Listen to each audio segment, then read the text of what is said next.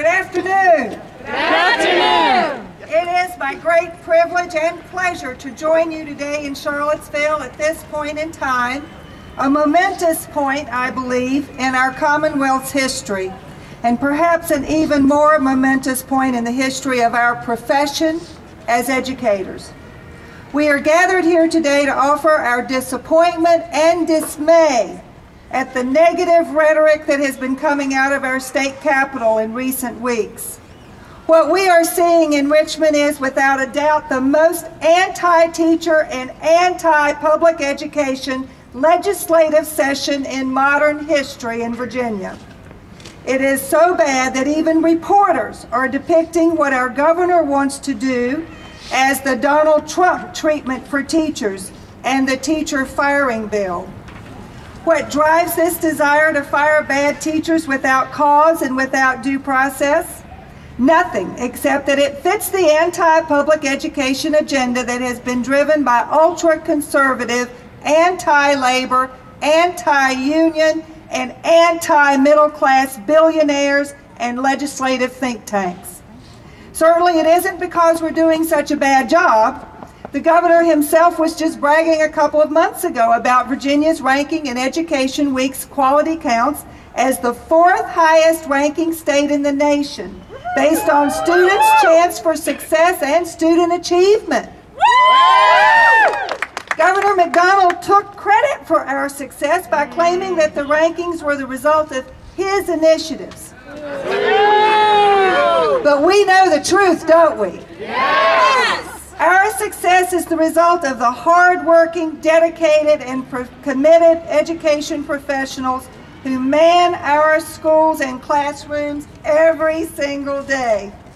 As for the specific attacks on our profession and on the thousands of dedicated teachers who have committed their lives to students that they want to help succeed, let's talk for a moment about House Bill 576. That is the continuing contract bill sponsored by Delegate Dickie Bell of Augusta, himself a teacher, who has betrayed every teacher with whom he has ever worked with this bill and his sneering, disrespectful rhetoric. He has offered that this bill will improve teacher compensation, but there is no money attached to this bill.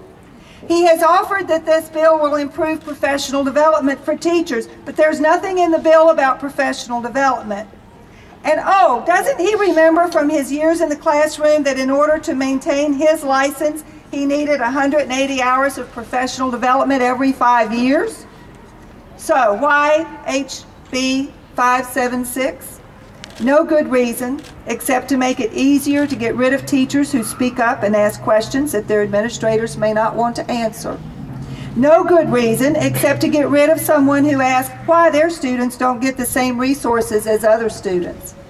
No good reason, except that it would be easier under HB 576 to get rid of a more experienced teacher who has also gotten more expensive than his or her younger counterparts. Teachers in Virginia are already $7,000 behind in the national average in salary.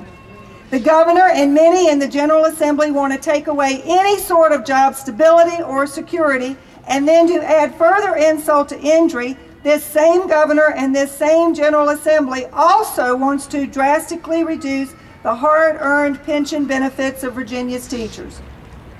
Monique Morrissey, an economist with the Economic Policy Institute, told the Senate Finance Committee just last week, quote, draconian changes to the Virginia retirement system proposed by both houses of the Virginia General Assembly would not only have a deleterious effect on the retirement security of public employees, but would also greatly hinder the ability of school systems and other public employers to attract and retain skilled workers, eroding the quality of education and other public services.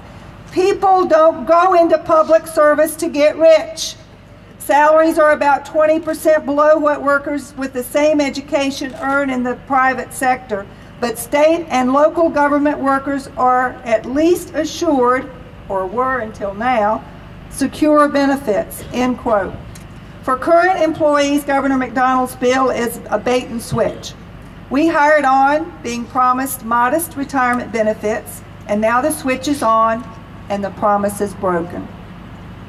Urge your delegate to reject Senate Bill 948 and your senator to reject House Bill 1130, in addition to your senators needing to vote against House Bill 576. Now, I need to point out that some folks in the Senate are being criticized, mostly in the media, for voting against the budget.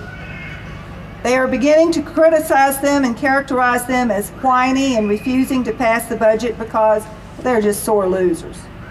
Well, let me tell you something. If you were to read the budget that has been proposed, I doubt that you would vote for it either. Would you vote for a budget that gives 8.4% per pupil less to our schools than they received 4 years ago? No. Would you vote for a budget that gives Charlottesville 22.53% less in per pupil state funding than we received just 4 years ago? No. Would you vote for a budget which for the first time since massive resistance provides private school tuition at taxpayer expense? No. Would you vote for a budget that provides $25 million at taxpayer expense for vouchers for students to go to private schools when we are 35th in the nation in state per pupil funding for our public schools?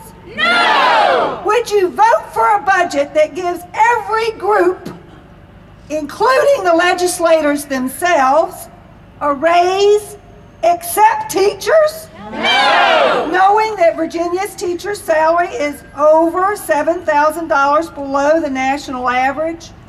I wouldn't vote for the budget given those facts, and you wouldn't either. Ladies and gentlemen, we are educators. It's time for us to do our job and educate the public, the media, and our legislators on the real issues that face us today. We need you to write letters to the editor of your local papers. We need you to call public meetings in town halls and educate the members of your community. We need you to attend school board meetings and city council meetings and county board of supervisors meetings. Your administrators and legislators have taken advantage of the fact that you are busy writing lesson plans and planning field trips and just keeping up with the myriad of tasks that you've been assigned every day. They've been counting on you to be too busy to take note of the fact that they have been chipping away at your profession bit by bit, little by little, until now you have little professional pride left.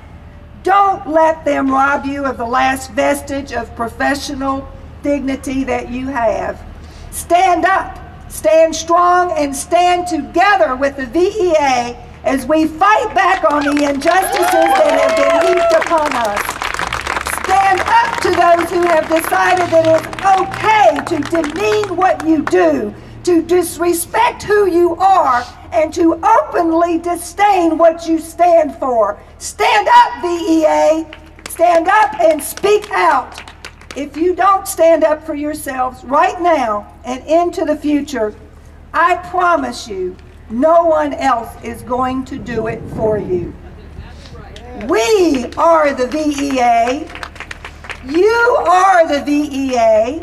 Stand up and fight back for what is right for yourselves, for your profession, and for the children we teach every single day.